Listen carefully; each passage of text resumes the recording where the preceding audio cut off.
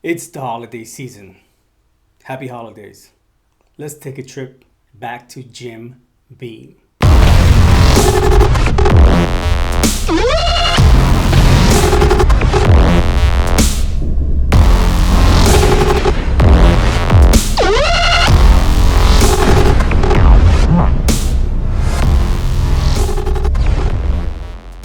All right, everyone, welcome back and happy freaking holidays. Early Merry Christmas on our great Monday Madness. You guys are either getting ready to hit the road or already have hit the road, getting ready to celebrate with your friends and family. And what better way to get together with friends and family than with a little bit of eggnog and maybe a little bit of spike. Now, the more spicy bourbons tend to have the better flavors, in my opinion, when it comes to mixing eggnogs. I get it, you might want to mix it with rum or whatever, but we here at Bottle and Bond, me and you, we're whiskey enthusiasts.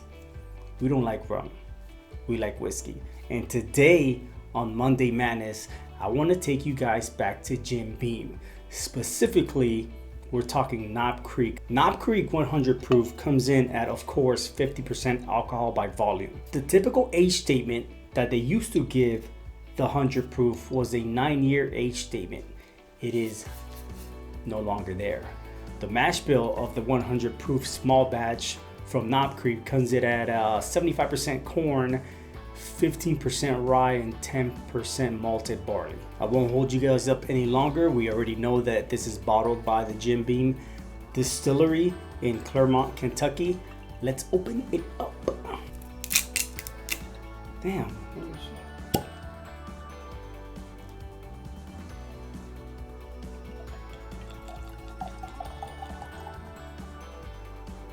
So there's a reason why I went with the Knob Creek 100 proof for the holiday episode of Bottled and Bond. That reason being is that this was the first bourbon that I reviewed on Bottled and Bond. And as you all may know by watching my videos and many other videos that are out there online on YouTube, the palate will change, as I've stated before, as you continue to drink fine spirits such as bourbons, whiskeys, Irish whiskeys, Scottish whiskeys, whatever kind of whiskey. The more neat you drink it, the more it's going to expand your horizons. Your palate's going to open up to more different flavors. Your nose is going to pick up so many different notes and aromas as you continue to progress in your whiskey journey of tasting and sampling different whiskeys to gain that palate experience. So I went with it just because it was my first one and I wanted to see what I'm picking up now, months later, vice what I did back then. Immediately you get hit with aromas of vanilla and honey, a little pepper, a little floral, a little bit of orange, almost like orange juice, still nutty. Still have the brown sugar, a little maple syrup, a little coffee note, some grains in there, maybe the barley and the rye, of course.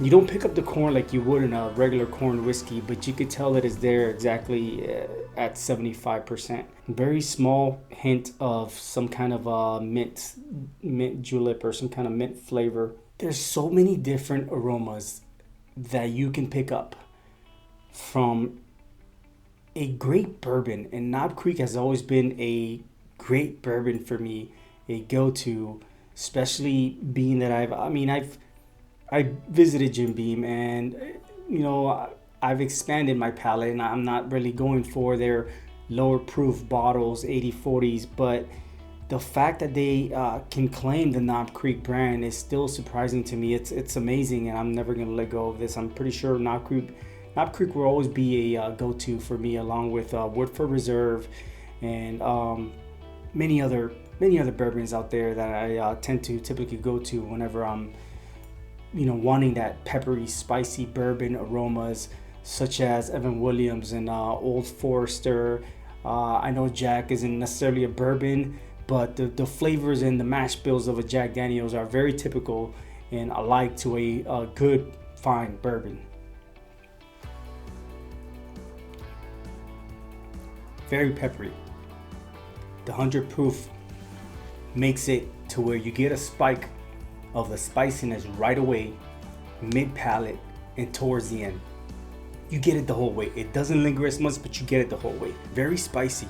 And the longer you leave it sitting on your palate, the more you're gonna pick up the same notes, the same flavors that you were picking up on your nose, but now they are enhanced in a more spicy flavor. So the maple, the sugar, the honey, they're there, but they almost have a kick of spice to every single one of those notes, which are typical to a good bourbon. I'm telling you, the honey is there, and Knob Creek will never fail to surprise me.